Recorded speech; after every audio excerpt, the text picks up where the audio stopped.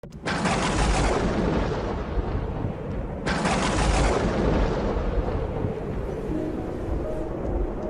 ce temps-là, Jésus disait à ses disciples cette parabole.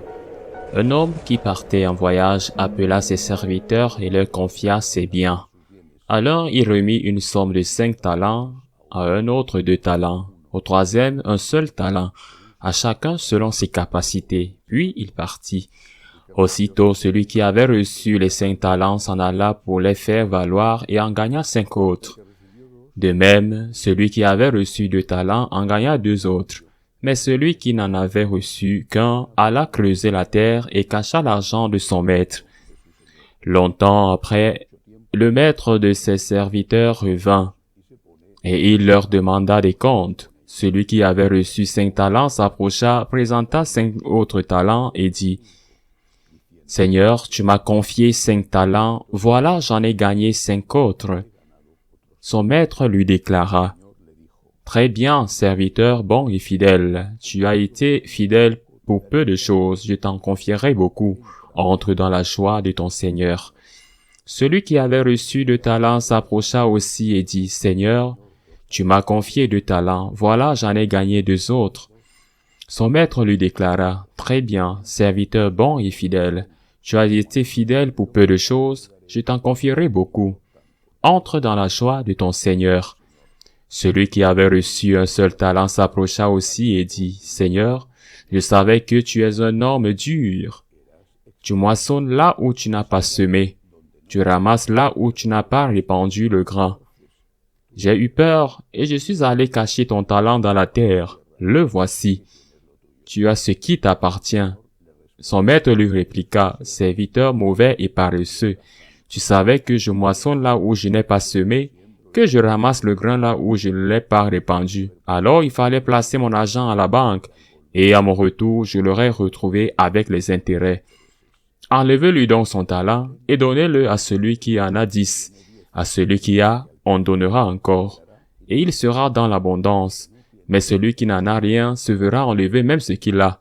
Quant à ce serviteur bon à rien, jetez-le dans les ténèbres extérieures. Là, il y aura des pleurs et des grincements de dents. » Acclamons la parole de Dieu.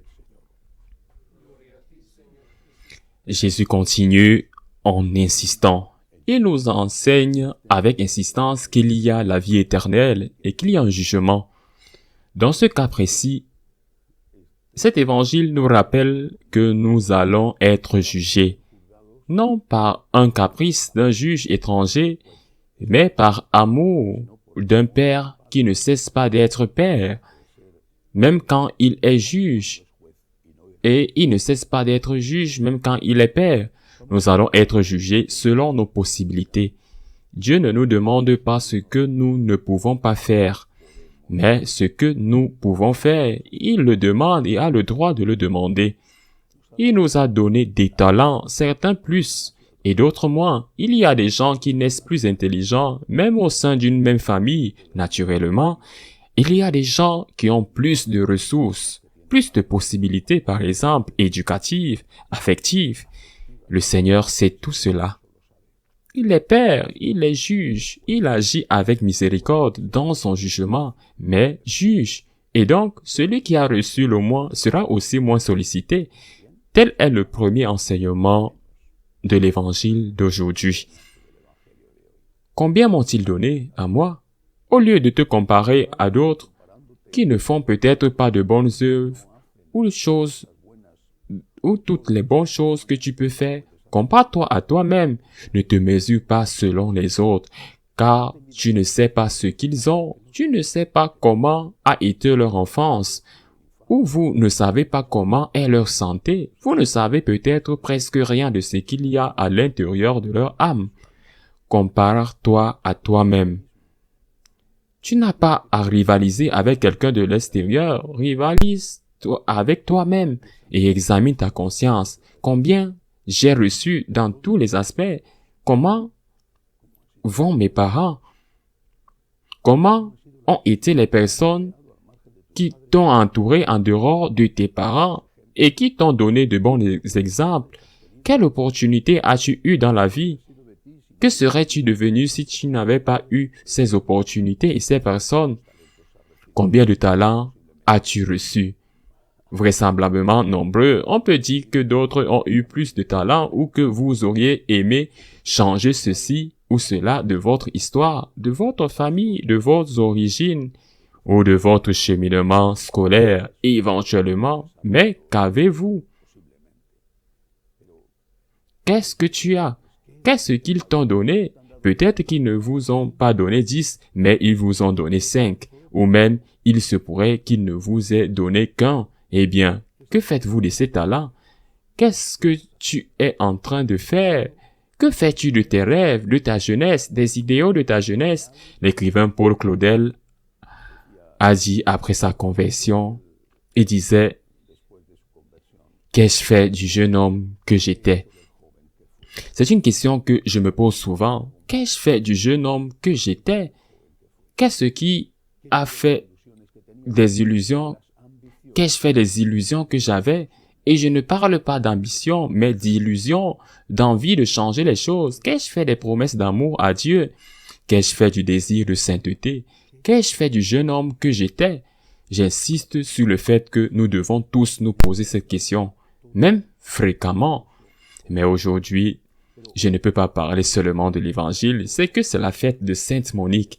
C'est une femme extraordinaire, une de tant de grandes femmes dans l'histoire de l'Église, et celle-ci l'était, non seulement parce que son fils était Saint Augustin par elle-même, et qu'elle a eu une influence notoire sur lui, non seulement dans la vie de son fils, son éducation, mais surtout dans sa conversion. On ne peut pas parler de Sainte Monique sans parler de Saint Augustin, mais il est quelque chose dans elle qui en vaut déjà la peine. Par exemple, elle était mariée, c'était normal à l'époque, avec un homme nommé Patricio, soi-disant issu d'une classe aisée, et dans cette ville où elle vivait, Tagaste et Patricio n'étaient pas catholiques. Il était encore païen.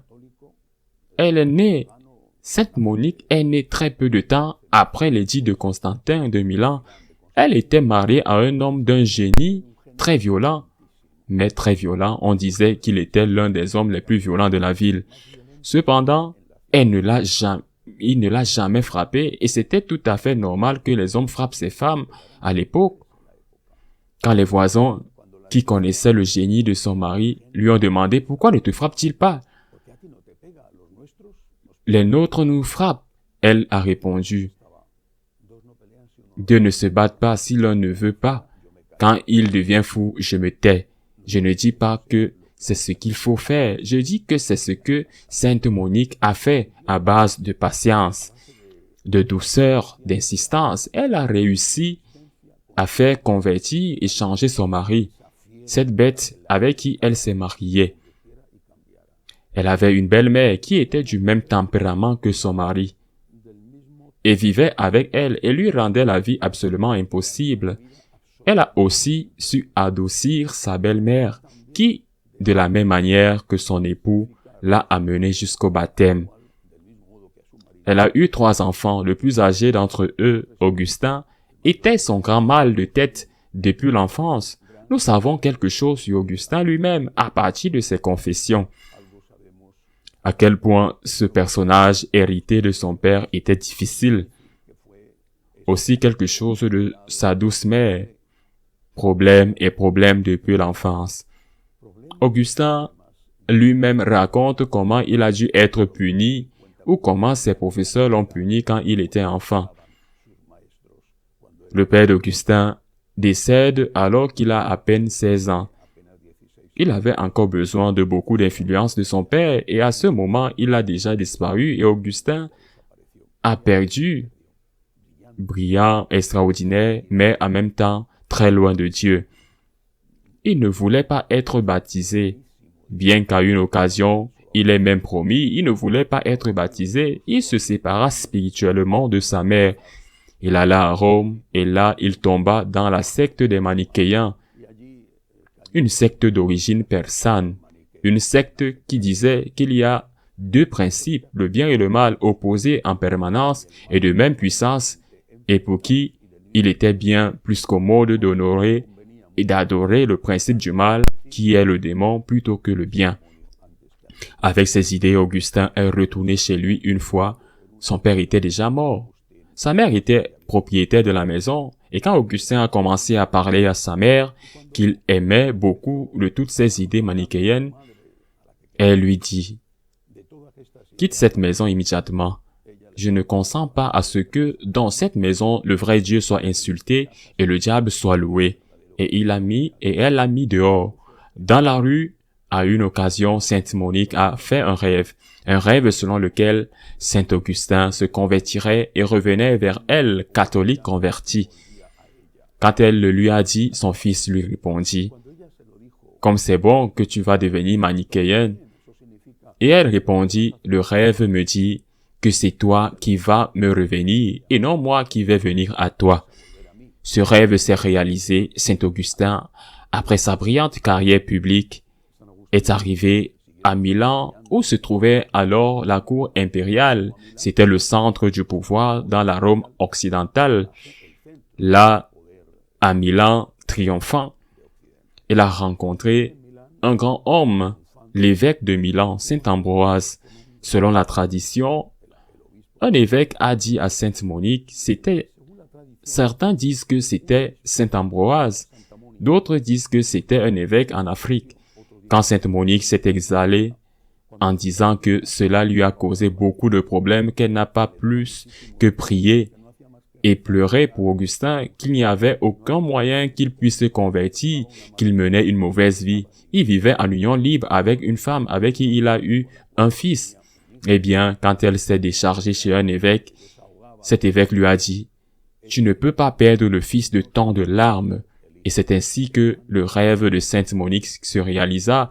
Peu à peu, Saint Ambroise conduisait le brillant Augustin à la lumière de la vérité, et dans cette apparition des Cassisiacum à la périphérie de Milan, lorsqu'un ange apparaît et lui donne l'évangile et lui dit « Prends et lis », puis Saint Augustin entre dans le chemin du Seigneur, se convertit et peu après est baptisé, devient catholique, retourne avec sa mère en Afrique et sur la route qui va mettre les voiles, la mère et le fils discutant, la mère heureuse de voir son fils converti est sur le chemin de la sainteté. Eh bien, la mère lui dit, « Je n'ai rien d'autre à faire dans ce monde, j'ai eu tout ce que je voulais, et très peu de temps. » Après, elle mourut, et elle mourut aussi dans le port de Rome, peu avant de s'embarquer avec son fils pour l'Afrique. Sainte Monique est un modèle de combattante, de femme courageuse, de foi, mais surtout d'espoir. Quand je pense à Sainte Monique, je pense à l'espérance. Il y a de l'espérance. Il y a de l'espérance pour les mères, pour les pères, pour tous ceux qui souffrent, pour le mauvais chemin de leurs enfants, qui n'a pas à être aussi gravement mauvais que celui suivi par Saint Augustin qui adorait Satan, qui menait une vie de liberté.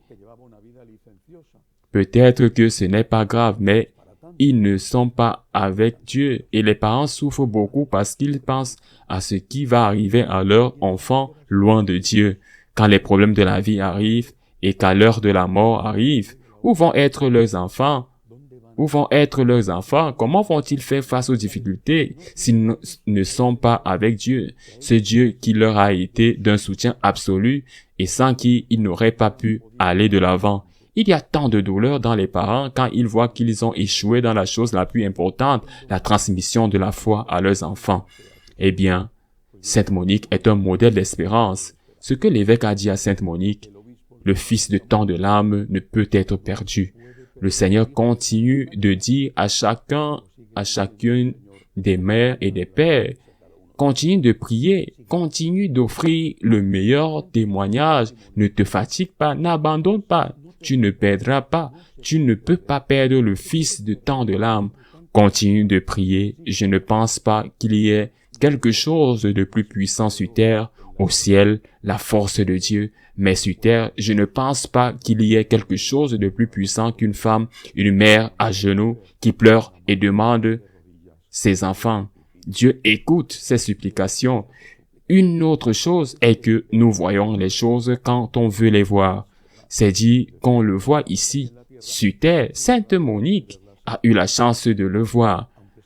Même si c'est à la dernière minute, le fils de tant de larmes ne va pas être perdu. À genoux, dans tes yeux, dans tes prières, est le salut de ton fils. Il y a de l'espérance, ainsi soit-il.